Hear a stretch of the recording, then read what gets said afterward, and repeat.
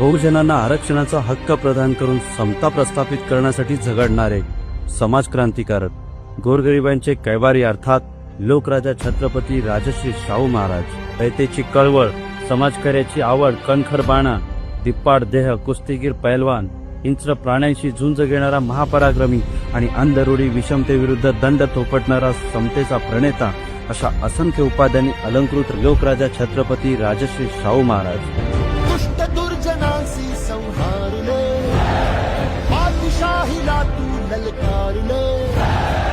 एक नव्या पर्वाची एकजूट करण्यासी एक छत्रछाया आधार